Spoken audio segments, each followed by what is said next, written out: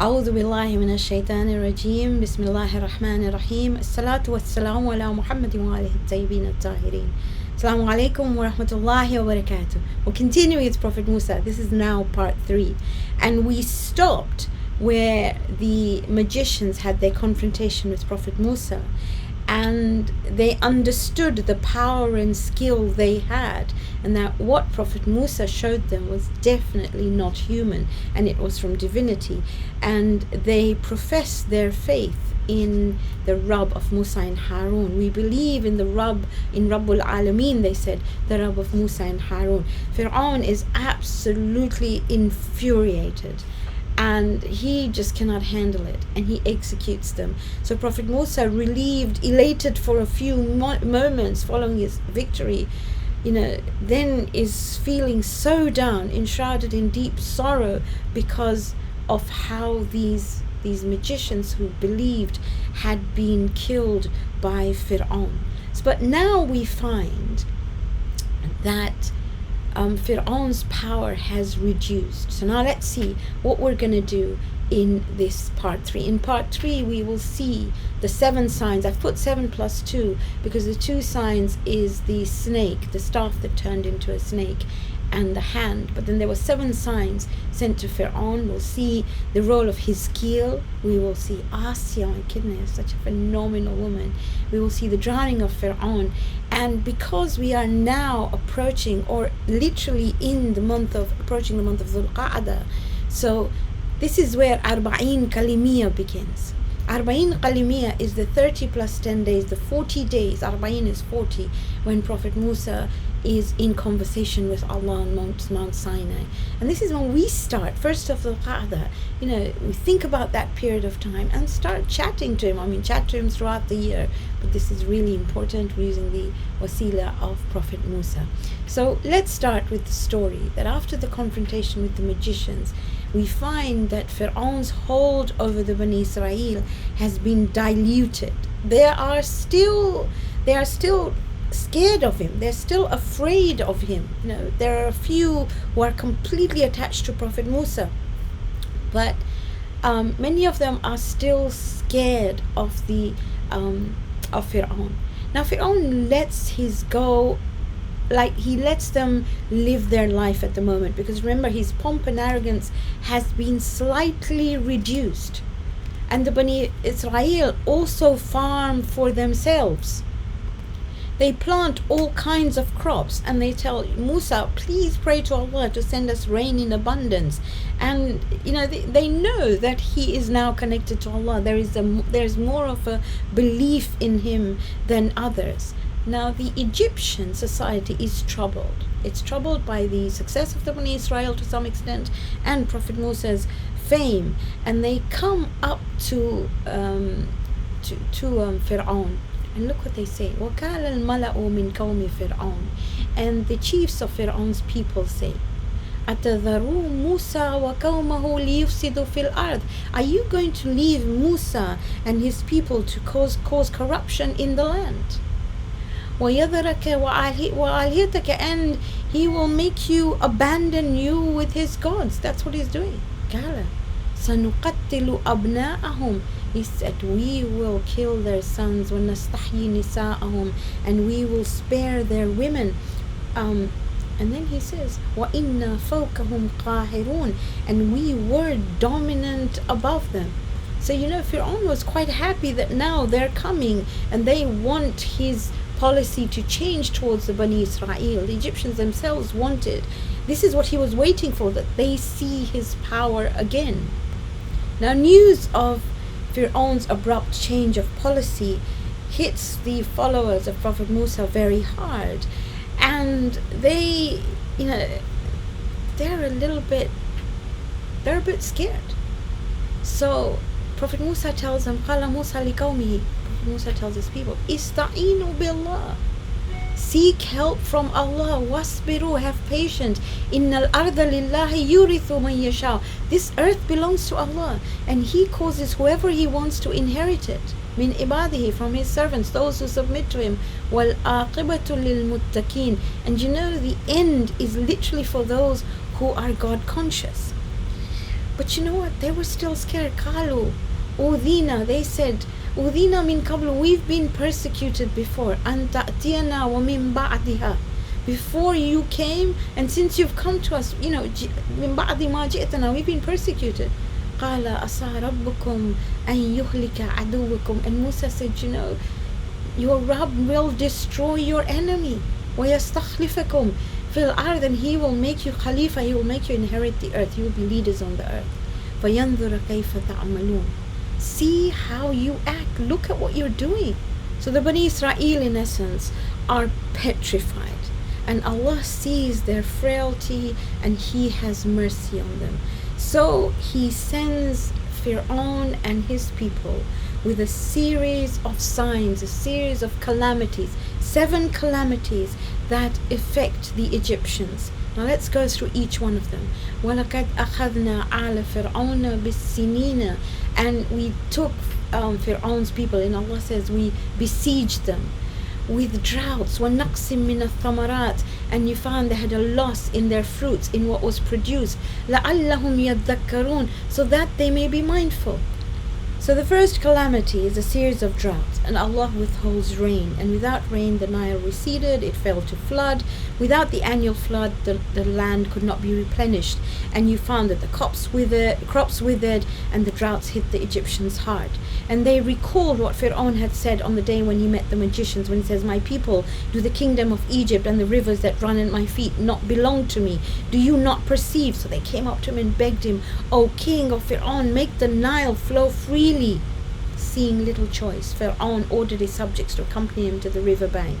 Now, he made them stand in one place where he went off on his own. He went off on his own, he knelt on the ground, he did sajda on the ground, and he said, Ya Rabbi, I have come to you as a lowly servant comes before his master. Nobody can make the Nile flow but you, so please make it flow.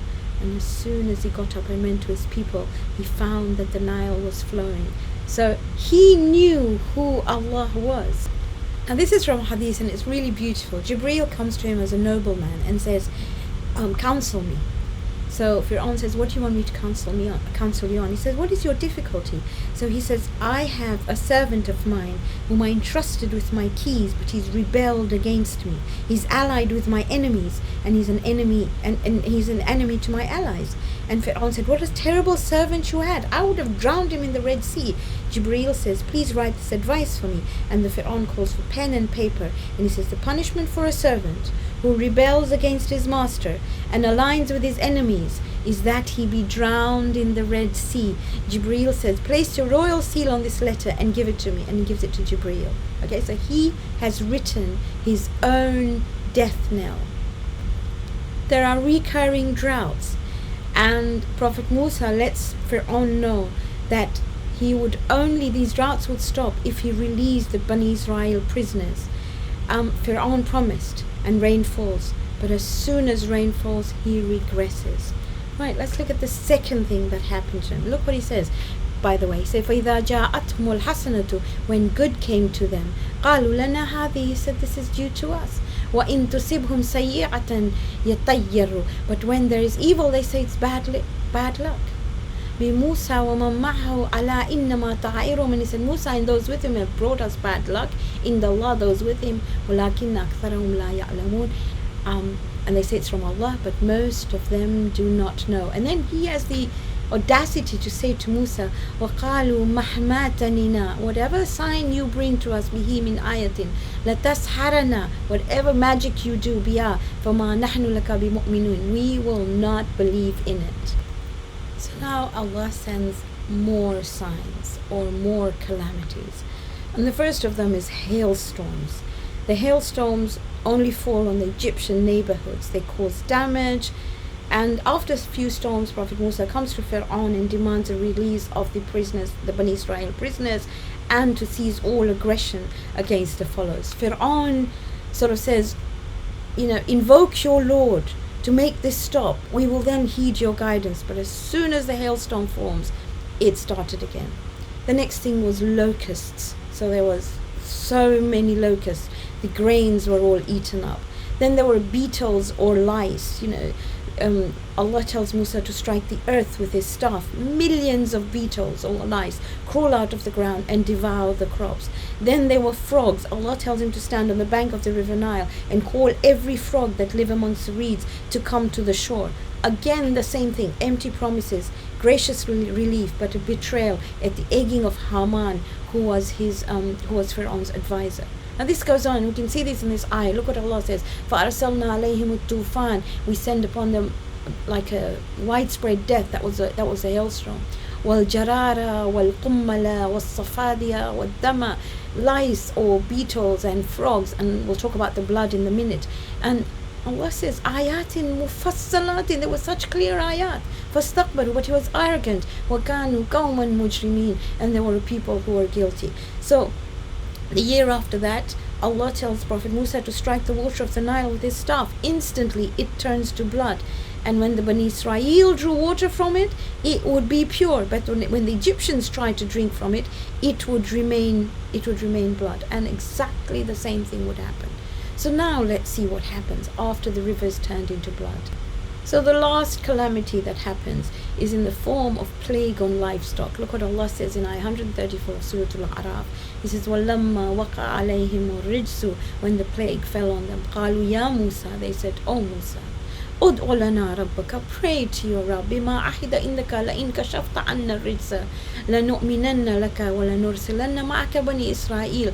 And if you remove this plague from us, we will believe in you and we will certainly send away with you the Bani Israel. So now this was something that really, really affected them. But when Allah lifted the plague from their midst, again they went back on their promise. Just in exactly the same way. You see what Allah says? فَلَمَّا كَشَفْنَا عَنْهُمُ الْعَذَابَ. When we removed the punishment from them, إِذَا هُمْ يَنْكُثُونَ. They broke their promise. So now there's a bit of a shift in strategy from Prophet Musa and Prophet Harun. See, they had fulfilled their duty to call Fir'aun and his people, but to no avail. Now their entire focus was the Bani Israel. And look at their dua. وَقَالَ Musa. He says, رَبَّنَا إِنَّكَ آتَيْتَ فِرْعَوْنَ وَمَلَعَهُ زِينَةً وَأَمْوَالًا فِي الْحَيَاةِ الدُّنْيَا.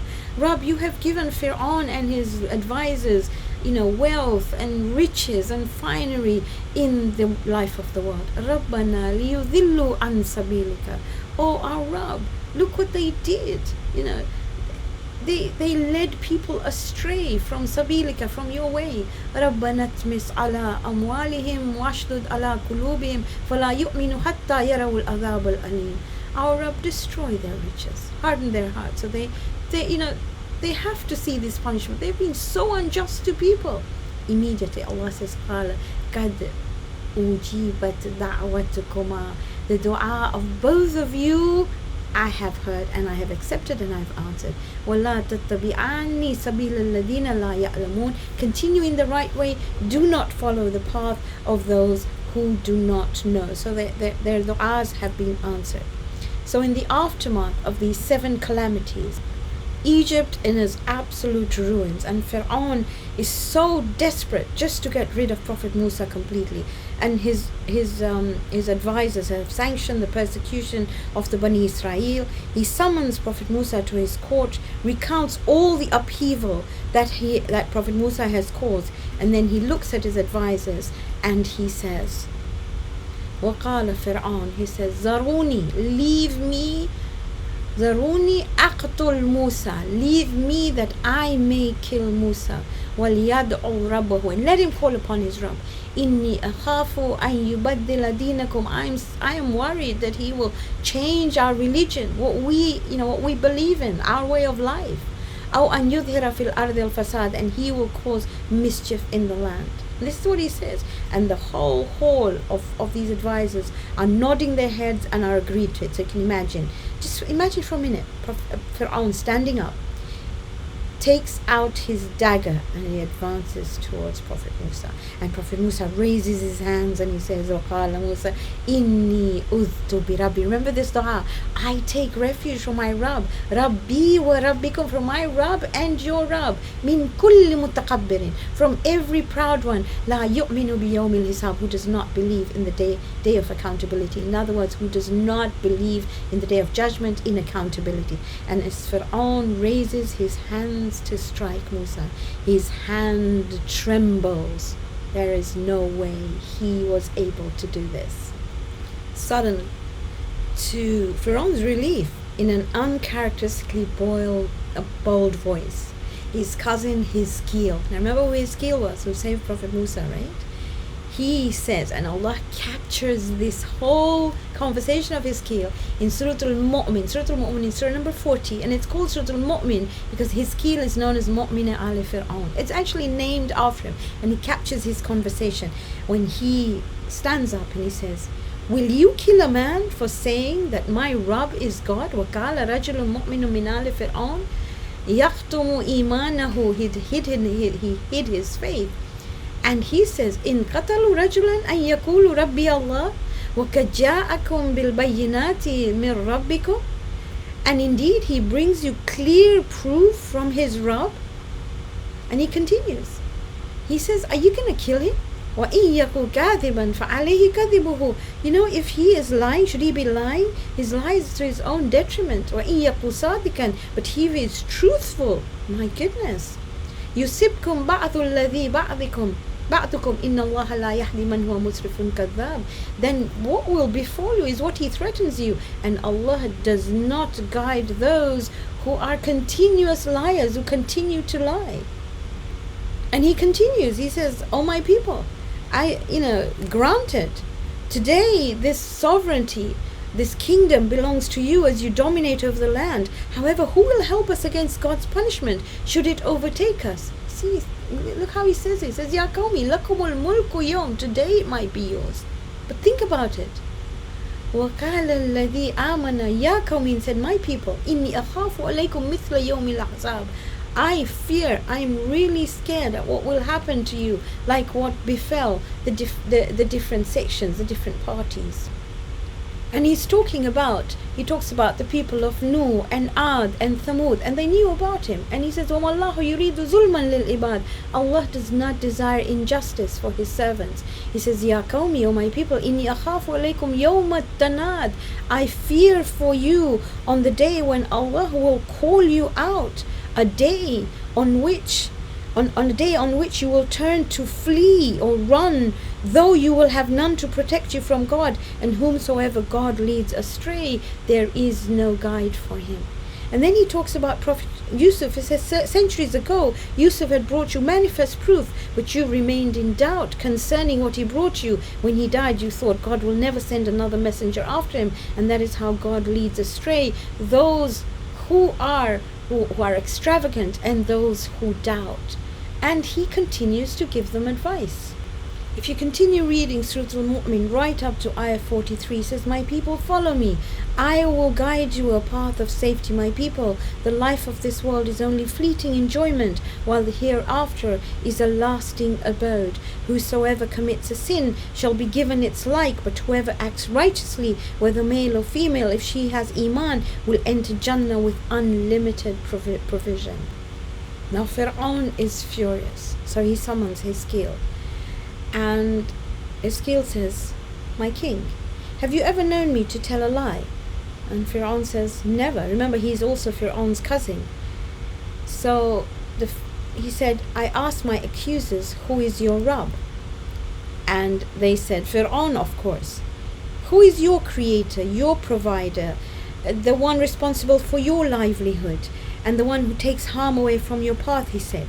They said, Fir'aun. Hizqeel turned to Fir'aun and said, my king, I testify before you and all who are present that their Rabb is my Rabb, their creator is my creator, their provider is my provider. The one who manages their life is the one who manages my life. I have no Rabb, no creator, no provider other than the Rabb, the creator and the provider of all human beings. I testify before you and all who are present that I disown any Rabb, any creator, any provider other than the Lord of all human beings, their creator, their provider, and I deny that anybody else is my Lord or God.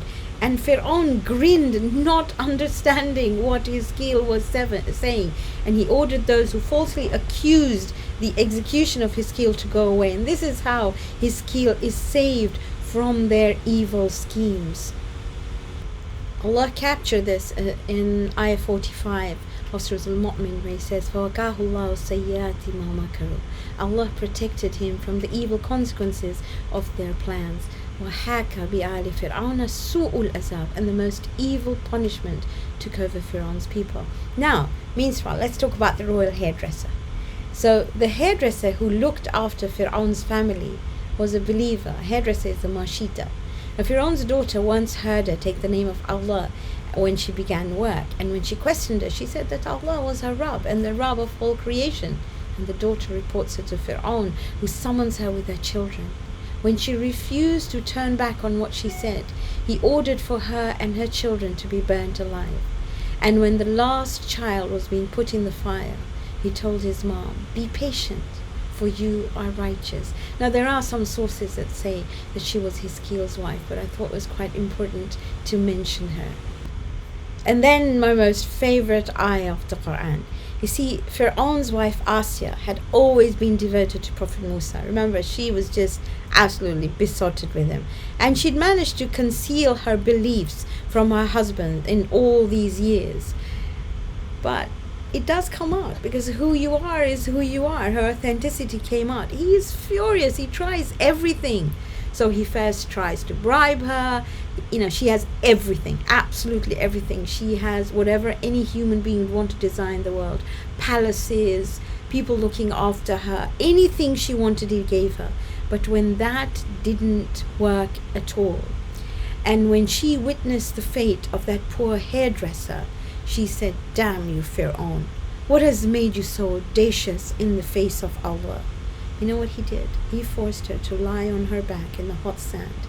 He bound her wrists and ankles with rope and staked them to the ground. That's why he's known as Zil al-Dad, the person of stakes. What you put the pegs of Dad is pegs that you peg a tent in. She looked at the heavens and looked at his dua. وَضَرَبَ اللَّهُ مَثَلًا لِلَّذِينَ آمَنُوا. Allah gives the example to the people who believe of imra'at Fir'aun, of the wife of Fir'aun, إِذْ قَالَتْ. So you can imagine, she raises her hand and she says, رَبِّ ابْنِ لِي عِنْدَكَ بَيْتًا فِي الْجَنَّةِ. Rabb, builds for me a home near you in Jannah. وَنَجِّنِي مِنْ فِرْعَوْنَ. Save me from Fir'aun وَعَمِلِهِ and his works. وَنَجِّنِي مِنَ الْقَوْمِ الظَّالِمِينَ. And save me from a people who are unjust. Her du'as are answered.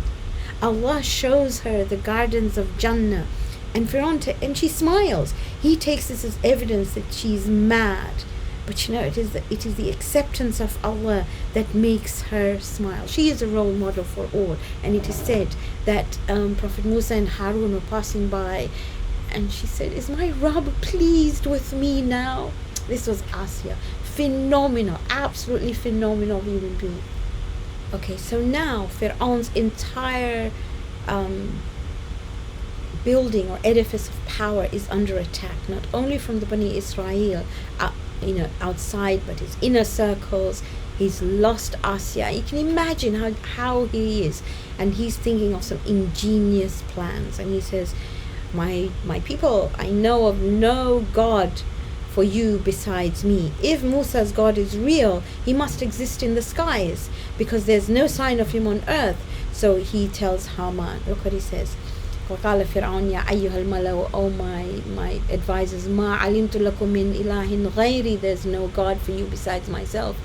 فأوقد لي يا هامان على التين فاجعل لي صرحا لعلي أطلع إلى إله موسى وإني لأظنه من الكاذبين.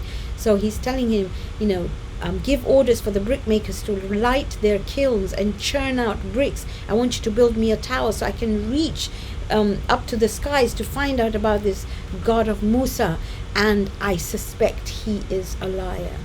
And we find this in Surah Al-Mu'min as well. His scheme is ingenious. He knows that the God of Prophet Musa cannot be found in the sky and he's everywhere, but it's a ploy, and he accomplishes two goals through this scheme of his. First, he buys himself time. No one can pass judgment without giving him a chance to carry out his new plan, and the plan promises to take months to complete, if not years. And secondly, this massive project of building this tower up to the sky demanded a huge number of laborers and lots of resources, and the project becomes the sole goal and occupation of most of Egypt. With a tower of this magnitude on their mind and the pay they received to work, the Egyptians could think of little else. And this is the sort of ploy that we see today as well.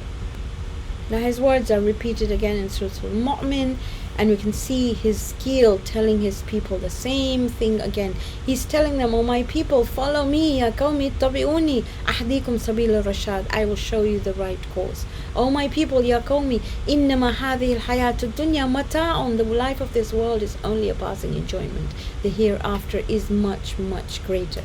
Now Prophet Musa and Prophet Harun take advantage of this opportunity. See, this scheme of FIRAWN gives them ample time and freedom to organize themselves and plan their next move. So let's see what their next move is. So Allah tells Musa, وَلَقَدْ أَوْحَيْنَا إِلَى مُوسَى أَنْ أَسْرِ بِعِبَادِي. Travel by night. فَاضْرِبْ لَهُمْ طَرِيقًا فِي الْبَحْرِ. Take the way of the sea. يَبَسًا لَا تَخَافُ دَرَكًا وَلَا تَخْشَى. And make for them a dry path in the sea. Don't worry, don't be scared about being overtaken. Don't be afraid. So you will not be caught, in other words. So within a few days, all preparations were made, but there was one task that Allah tells Prophet Musa. He tells him to take the remains of Prophet Yusuf and carry them so he can be reunited with his ancestors. And Musa says, "How do I know where Prophet Yusuf is laid to rest?" And Allah guides him to an old woman who's blind, and he says, "Do you know where Prophet Yusuf has been buried?" And she says that she did. But when he requested that she show him, she said, "Not until you do 4 things for me. First, restore my legs so I can walk. Secondly, restore my youth. Third, restore my sight. And fourth, promise me that I will be at the exact place of Jannah that you will occupy." And Prophet Musa says, "You mean you want to be in Jannah, right?" And she says, "I want to be with you in Jannah." And this is Prophet Musa, complains to Allah, and Allah says, "Promise her what she has asked, for it is I who will give her, not you." And Prophet Musa promises her, Allah gives her what she asks. She guides him to Prophet Yusuf's grave, which is on the shore of the river Nile, and they exhume this body of Prophet Yusuf to be taken on their long journey ahead. So now what happens? When all is ready, there's 700,000 Bani Israel. They slip out of Egypt at night. When FIRAWN finds out, he is absolutely infuriated. So he sends criers to the cities to announce that they have rebelled, they've risen against him, and he tells every able-bodied Egyptian to join him on the morning campaign, the sunrise campaign. You can see فَأَتْبَعُهُمْ مُشْرِكِينَ. They came at sunrise so they can go and they can get them back again. And you can see FIRAWN follows them with their armies. Now let's see what happened. So the Bani Israel reach the shores of the Red Sea. Prophet Musa has promised them that Allah will save them. But many have their doubts, and Prophet Musa reassures them that Allah will open a way out. Now you can imagine, in front is the Red Sea. They're horrified because at the back they can see that FIRAWN is coming with his men. You can see فَلَمَّا تَرَعَى الْجَمْعَانِ قَالَ أَصْحَابُ مُوسَى إِنَّا لَمُدْرَكُونَ. The companions of Musa say, "We are going to be completely annihilated. We're gone." قَالَ Musa says, "كَلَّا, never. إِنَّ مَعِيَ رَبِّي سَيَهْدِينِ. My Rabb is with me. He will show me a way out." Now you can imagine this scenario. Now let's see what happens here. Allah tells him, فَأَوْحَيْنَا إِلَى مُوسَى أَنِ اضْرِبْ بِعَصَاكَ الْبَحْرَ. Strike the sea with your staff. فَانْفَلَكَ فَكَانَ كُلُّ فِرْقٍ كَالطَّوْدِ الْعَظِيمِ. And suddenly it split apart. Can you imagine? And there's a road. Now we are told in Bihar al-Anwar that Prophet Musa says, in the name of Allah, and he says, Ya Allah, I ask you, bihaqi Muhammad wa ali Muhammad, to make this part. And he raises his staff and he brings it down on the surface of the sea. The sea water is driven back, and the right and the left, and there's a road descending into the depths on what moments before was an endless sea. Can you just imagine what it's like? The Bani Israel are in awe, and Prophet Musa tells them, now go, just go. But you know what? They refuse. They said the sea floor is wet. Our feet might get stuck. Prophet Musa says, Ya Allah, bihaqi Muhammad wa ali Muhammad, make it dry. Suddenly there's a wind and it dries the earth. Now go. They complain. Do you know what they say? They say, we are 12 tribes. We're the progeny of 12 brothers. If we all go on this road, each will want to go ahead of each other. Allah tells Prophet Musa to strike the sea 11 times more to the right and left of the first road, to make 12 roads in total, and the number of the tribes of the Bani Israel. And he says, Ya Allah, bihaqi Muhammad wa ali Muhammad, expose the seabed for us, clear the water. They complained. When each tribe enters its roadway, they say, we don't know what will happen to the next tribe. So they were actually able to see that, and they actually moved forward. Can you imagine the amount they complained? By the time the Egyptian forces reached the shores of the Red Sea, Prophet Musa was halfway across the seaway, and you can imagine they're seeing them coming up, and not a soldier budged, but FIRAWN, distraught, he spun his horse around to lead them into the seaway. His astrologer urges him not to go, but he refuses to listen, and he goes ahead. And you can imagine all the troops enter the seaway. And when all of them have entered it, Prophet Musa and the last of the Bani Israel had already reached the other part of the shore. And just as he was instructed by Allah, he struck the dry seabed. Like the sides of a canyon crumbling. The sides of the 12 passageways began to crumble, and the water came rushing down onto the troops. And you can imagine they're all getting drowned. Look at what Allah says. وَجَاوَزْنَا بِبَنِي إِسْرَائِيلَ الْبَحْرَ. We made the children of Bani Israel to pass the sea. فَأَتْبَعَهُمْ فِرْعَوْنَ وَجُنُودُهُ بَغْيًا وَعَدْوًا. And Fir'aun and his army followed them for oppression and tyranny. حَتَّى إِذَا أَدْرَكَهُ الْغَرْقُ. And then suddenly when the drowning overtook him, look what he says. Look at Fir'aun says, قَالَ آمَنْتُ, I believe, أنه لا إله إلا الذي آمنت به بنو إسرائيل وأنا من المسلمين. I believe that there is no God but He in whom the Bani Israel believe, and I am one of those who submit. Prophet Musa shakes his head in disbelief.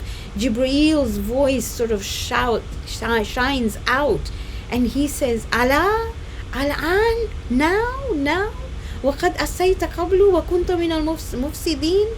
And you are the one who disobeyed, and you caused so much corruption. Can you imagine? But Jibreel comes to him from Allah and he says, فَالْيَوْمَ نُنَجِّيكَ. Today we will deliver you بِبَدَنِكَ, and your body, will throw it over, لِتَكُونَ لِمَنْ خَلْفَكَ آيَةً. So you will become a sign for those after you. وَإِنَّ كَثِيرًا مِنَ النَّاسِ أَنْ آيَاتِنَا لَغَافِلُونَ. But so many people are oblivious to our signs, just as you are. Now you can imagine Prophet Musa and the Bani Israel, they gaze out, they look at the water engulfing Fir'aun's army and Fir'aun itself, and suddenly the chaos of death and destruction subsides.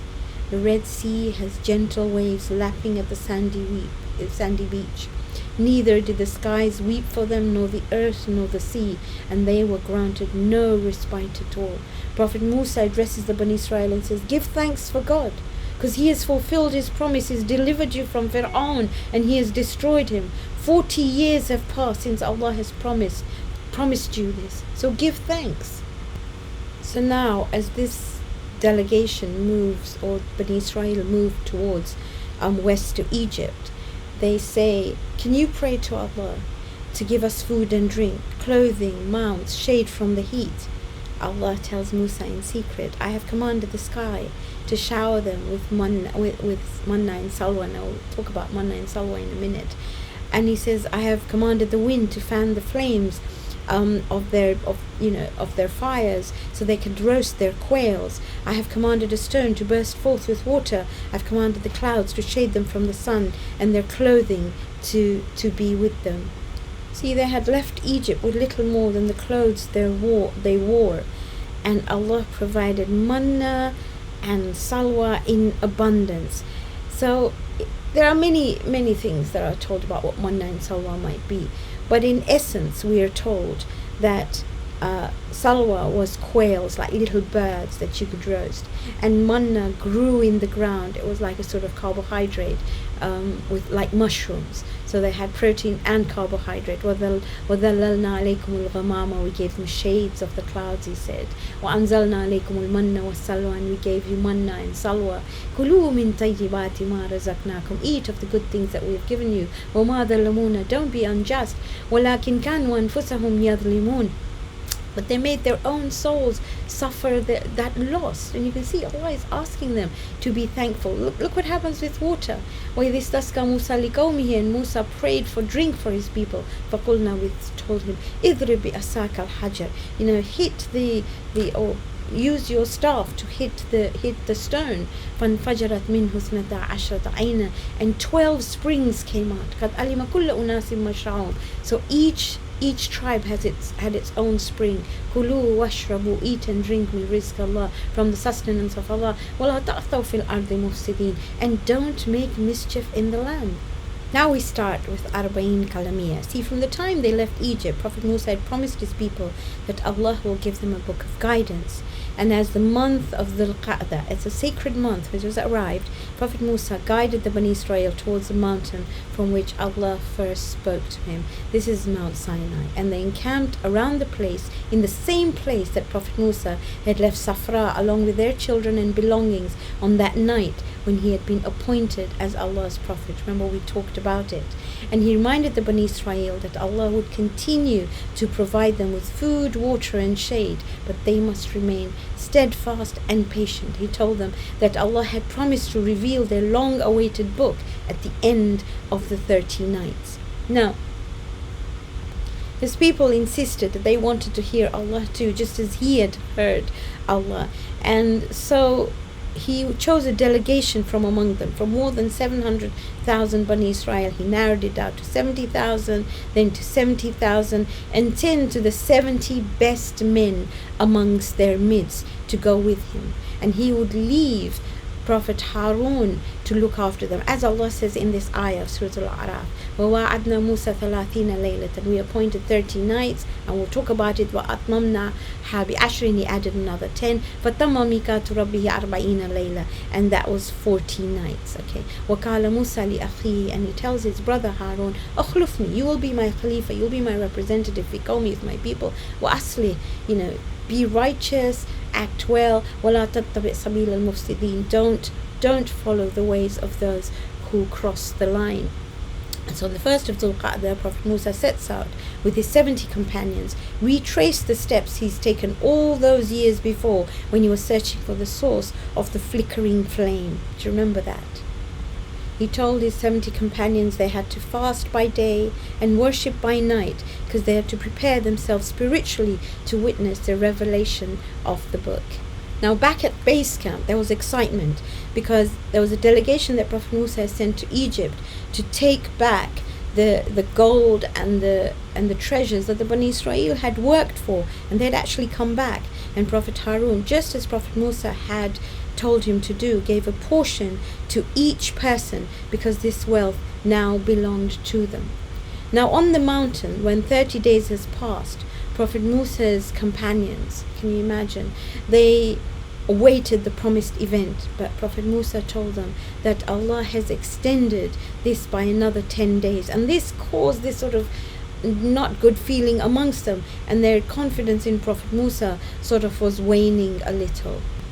As the last 10 days came to an end, Prophet Musa gathered the 70 men around the olive tree where Allah had first spoken to him, and he turned to climb further up the mountain and told them, "Don't follow me." And he's so eager to meet Allah, he rushes ahead. When he reaches the place, Allah says, "Why are you hurrying up so much?" And he says, "They're close upon my heels. I hurried to you." All 70 men soon were there.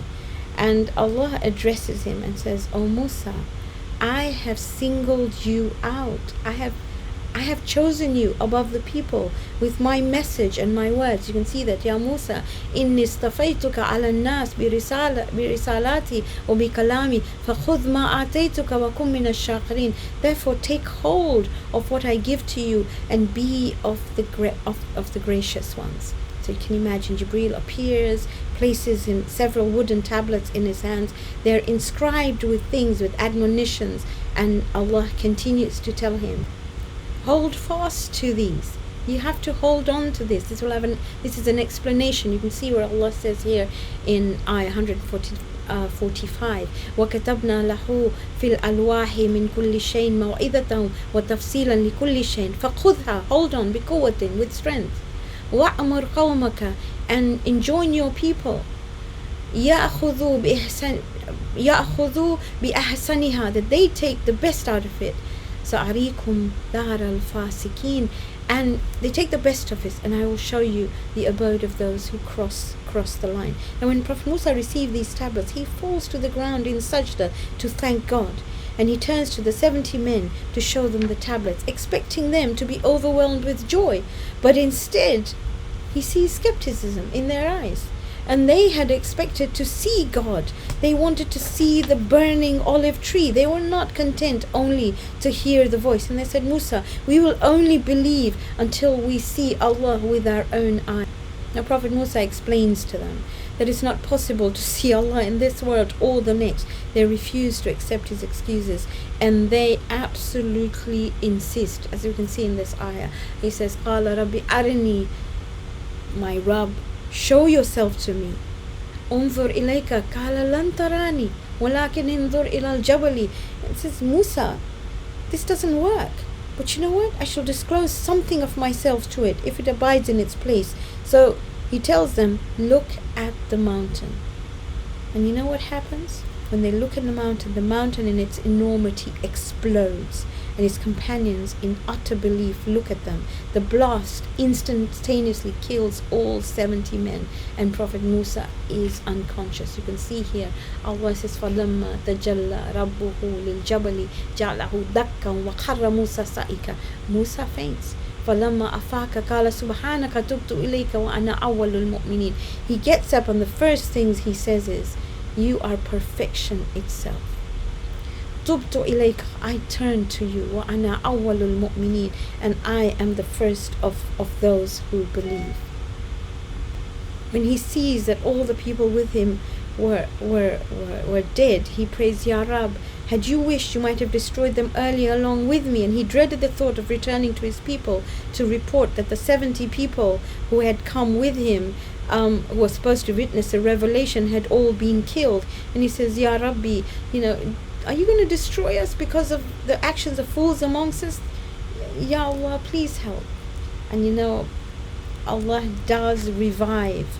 In response to his dua, Allah revives the 70 companions in hopes that they would be grateful. They came to life as if they were waking from a sleep. Musa explains to them what happened, and they realized they had been foolish to demand to see Allah. So he gathers the tablets in his arms, and together they prepare to return to base camp. Now Allah has revealed to Prophet Musa that in your absence we tried your people, and Samari had led them astray. So in the next episode we're going to see what happens when Prophet Musa arrives at base camp. So inshallah that will be in part 4. رَبَّنَا تَقَبَّلْ مِنَّا إِنَّكَ أَنْتَ السَّمِيعُ الْعَلِيمُ.